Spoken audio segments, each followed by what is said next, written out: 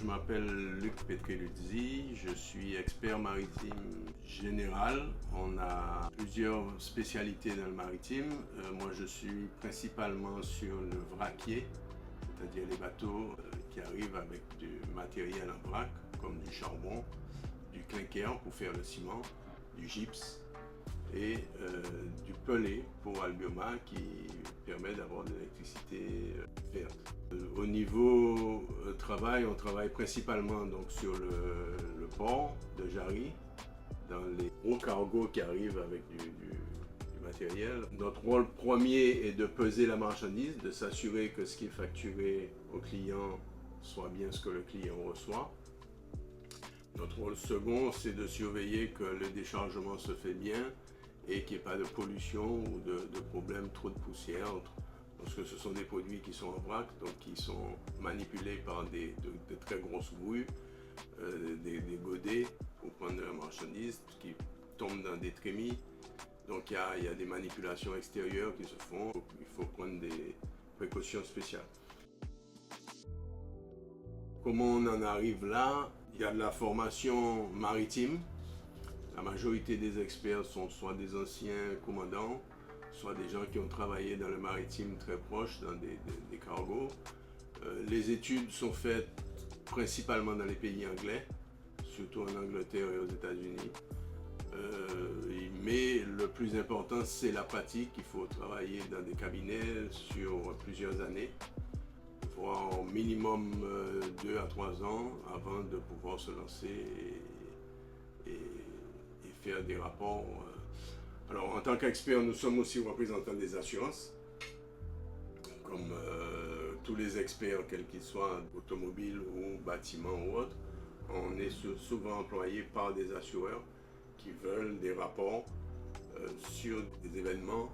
Il y a le côté, tout à l'heure dont j'ai parlé, qui est le côté surveillance, mais il y a le côté rapport qui nous oblige à étudier, à faire un peu des enquêtes, comme un enquêteur de police, mais pour le compte des assureurs, qui nous mandatent donc pour les représenter et pour essayer de définir le montant des dossiers. Enfin, on en parle beaucoup dans les catastrophes naturelles, par exemple.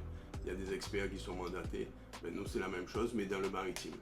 Donc, s'il y a un problème sur une marchandise transportée ou un conteneur abîmé ou un bateau qui est abîmé, qui a fait un accident. Alors, moi, je parle surtout dans les gros cargos parce que c'est ma spécialité, mais ça peut arriver sur les bateaux de plaisance aussi, ça peut arriver sur tout ce qui est maritime et qui est transporté par bateau. Ça peut être un incident sur la navette des Saintes ou de Marie-Galante, et pour pouvoir justifier et bien confirmer les dégâts, l'assureur va nommer un expert qui va aller faire l'état des lieux. Il n'y a pas de journée type dans ce métier. Toutes les journées se suivent mais ne se ressemblent pas.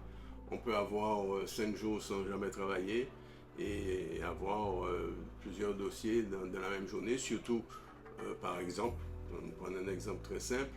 Il y a un bateau qui est retardé à cause de mauvais temps en Europe. Donc les cargos qui transportent les conteneurs d'Europe ont pris du retard. Certaines enseignes en Guadeloupe font venir des conteneurs régulièrement, toutes les semaines, avec des produits frais. Tous ces produits-là ont des dates limites de vente. Si le bateau a une semaine ou 15 jours de retard, les dates limites sont raccourcies. Donc, quand les conteneurs vont arriver, à cause du retard, il y aura des produits qui seront plus vendables ou qui ne pourront plus être mis à la vente. Et donc, il faut aller vérifier que ces produits-là soient bien détruits, que faire la liste des produits, l'inventaire, enfin, il y a toute une procédure. Ça, c'est une autre partie des expertises, mais c'est toujours pour le compte des assureurs ou des intervenants comme la compagnie maritime ou les transitaires ou l'expéditeur. Une journée de travail sur un cargo, c'est différent. On va prendre les mesures le matin de franc-bord pour pouvoir jauger le cargo, le bateau, c'est-à-dire mesurer son enfoncement dans l'eau aujourd'hui, et demain matin on le refera pour avoir la quantité déchargée dans la journée. On le le fait à l'arrivée et au départ pour avoir la quantité déchargée totale. Maintenant avec l'informatique, on gagne beaucoup de temps à ce niveau-là, mais c'est précis. Ça paraît énorme quand on le voit comme ça, mais on arrive à donner des poids vraiment très précis en fonction de la densité de l'eau, de l'enfoncement du navire. C'est des calculs, c'est l'habitude, c'est le travail. C'est pour ça que le terrain est plus important que les études dans ce domaine-là. Mais on a besoin de passer par les études pour pouvoir attaquer le terrain. Il faut aimer la mer, il faut être très régulier dans son travail, très pointilleux sur les méthodes. On doit faire attention à tout. C'est un inspecteur, en même temps un professeur qui doit faire des rapports après avoir fait le terrain, passer sur le terrain, parce que le travail n'est pas que sur le terrain à contrôler et à regarder.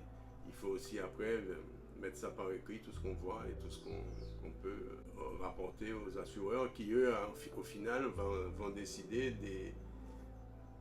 des indemnités à donner ou pas aux clients.